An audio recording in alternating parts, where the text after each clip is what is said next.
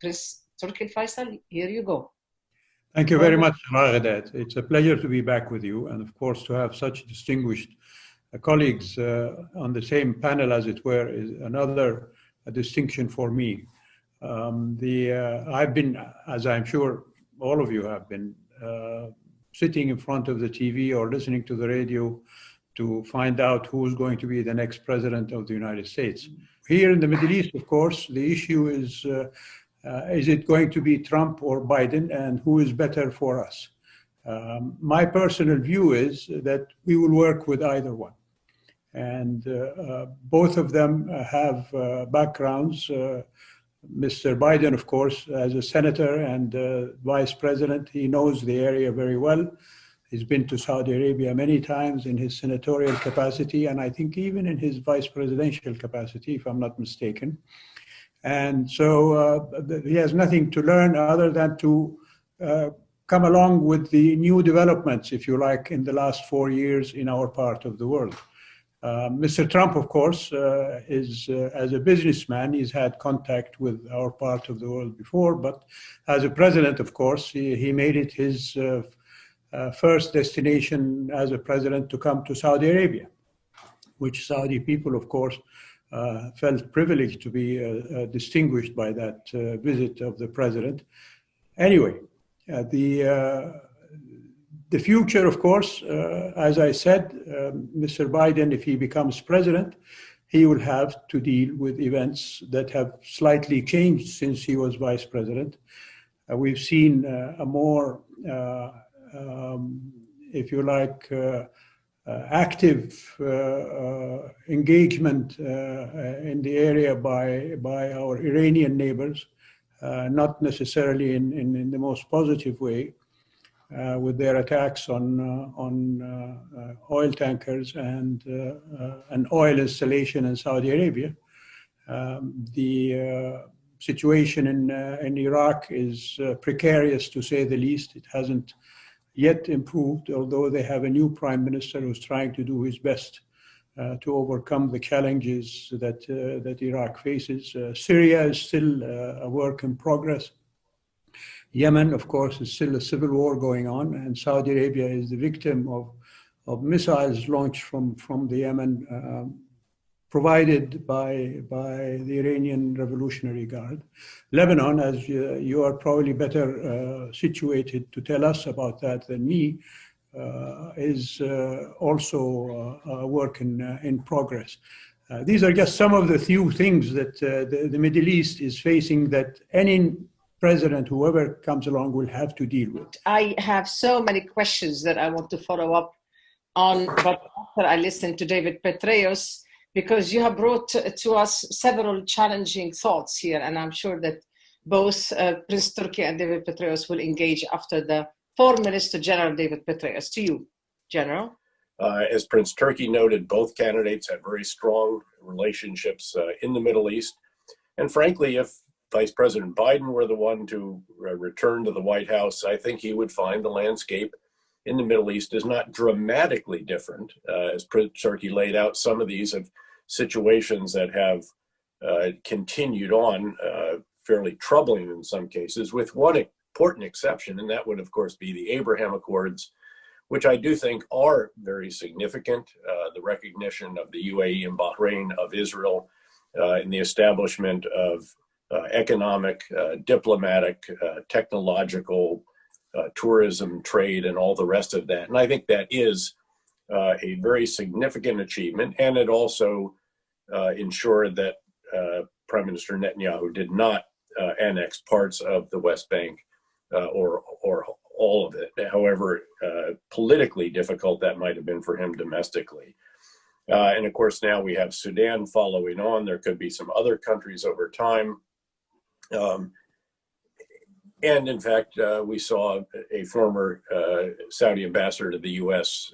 Speaking on this issue as well, and indicating some bit of a different view than in the past also. And I'd be interested in Prince Turkey's characterization of that perhaps in a moment.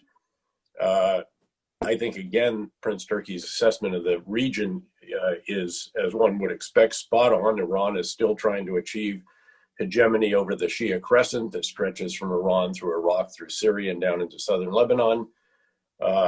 Iraq does have a very impressive prime minister, as Prince Turki noted.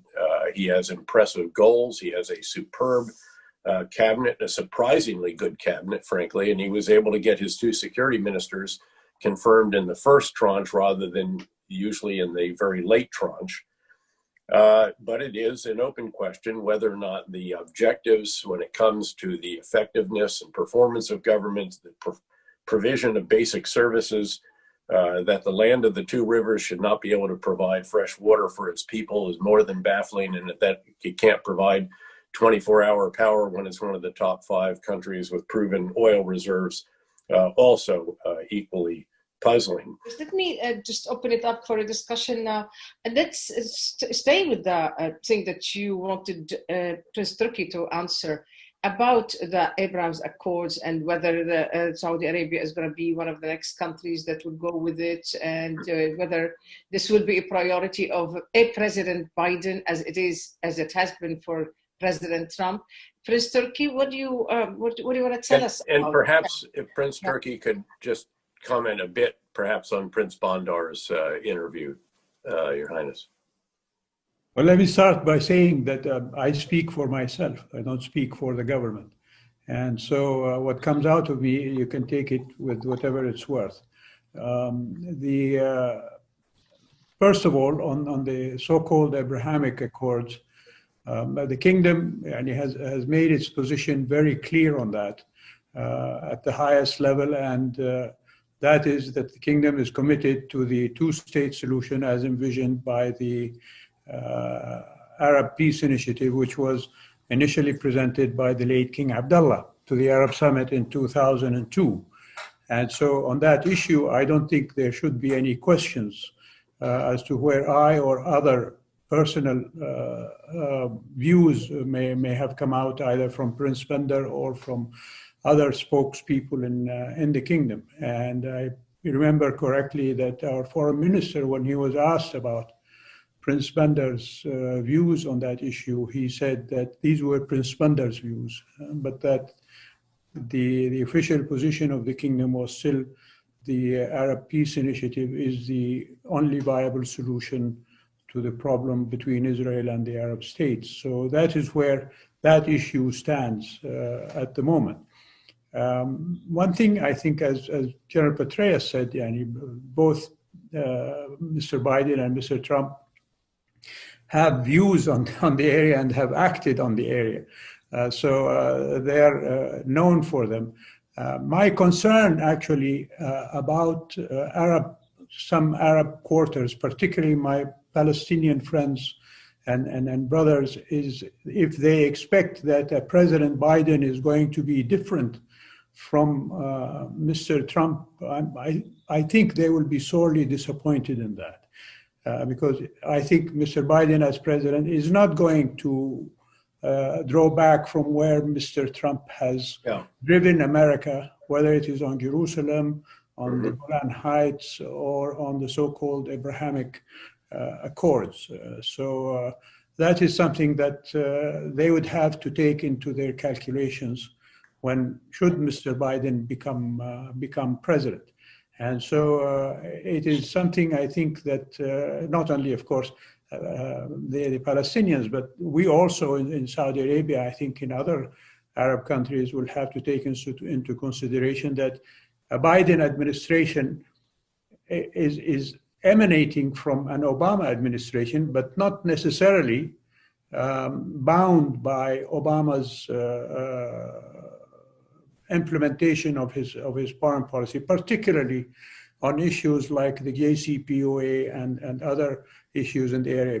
Biden has said that he will go back to the JCPOA, but that he will have conditions for going back. We still don't know what those conditions are, but he talked about Iranian missile production and also Iranian malign activity in the area. How that is going to square with his wish to go back to the JCPOA, we still have to wait and see, should he become president.